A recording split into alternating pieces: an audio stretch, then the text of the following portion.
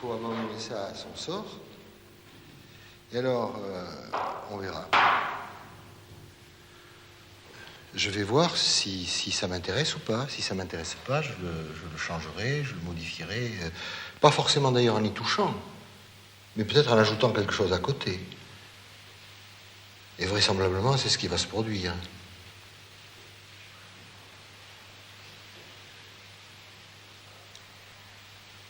Ces deux angles noirs, comme ça, me donnent envie maintenant d'ajouter quelque chose. Enfin, il faut attendre, parce qu'au fond, je ne vois rien encore, là. Il faut qu'il y ait un travail Enfin, il faut que la poudre que j'ai répandue sur la couleur s'accroche à la couleur. Mais dès maintenant, je trouve que ces deux sortes de noirs qui se sont produits à côté me donnent envie d'ajouter ici autre chose. Et peut-être de laisser jouer ça uniquement comme couleur à côté d'un... Et ça peut faire un diptyque avec la partie droite en couleur et la partie gauche qui me paraît même maintenant devoir être en noir, étant donné ce qui s'est produit là. Mais enfin, on va voir. À la vérité, de cette manière-là, je n'ai jamais fait de tableau comme ça. C'est parce que depuis quelque temps, j'ai envie d'avoir une qualité de couleur particulière à la poudre, et que non pas les couleurs qui sont mélangées à un liant, que je fais ça.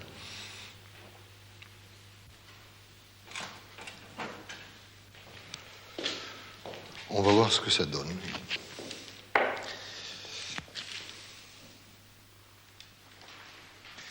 Mais au point où ça en est, c'est beaucoup plus près de la couleur qu'on mélange sur une palette et qui servira peut-être à faire un tableau, comme peut-être qu'il ne servira à rien.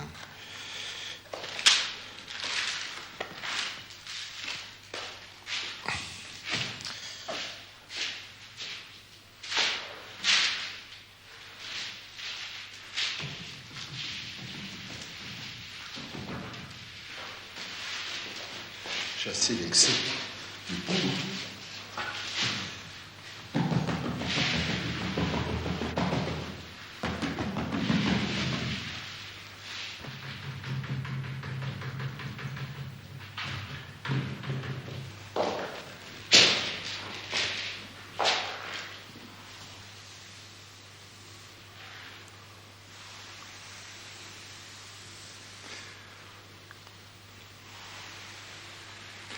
Alors il y a des variations de ton là qui arrivent, qui proviennent de la manière dont la couleur noire qui est dessous a pu coller la poudre que j'ai mise dessus,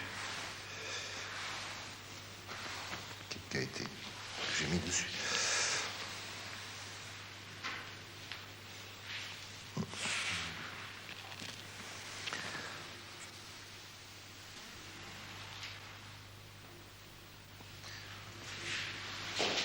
Je pense qu'il faudra que je mette de l'eau dessus pour chasser l'excès de poudre.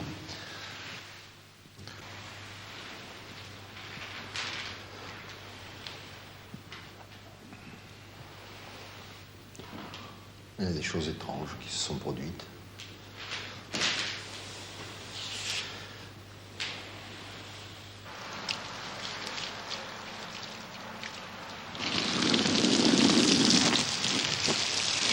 Voilà, je crois que tout ce qui ne tenait pas a dû s'en aller. On va laisser sécher.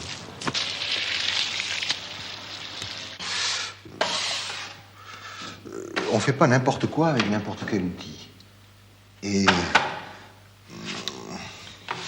je me suis rendu compte très vite que il fallait être très, très attentif à l'outil.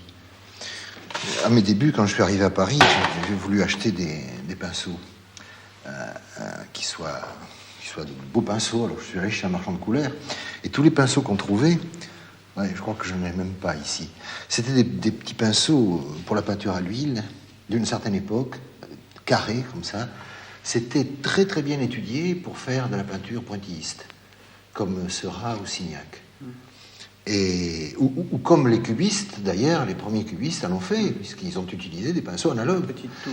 Et moi, ça ne me convenait pas. Je me suis bien aperçu que chaque pinceau, au fond, était destiné à produire un certain nombre de formes. Et quand on choisissait déjà l'outil, on commençait à s'engager dans des voies qui n'étaient pas forcément celles où on voulait aller.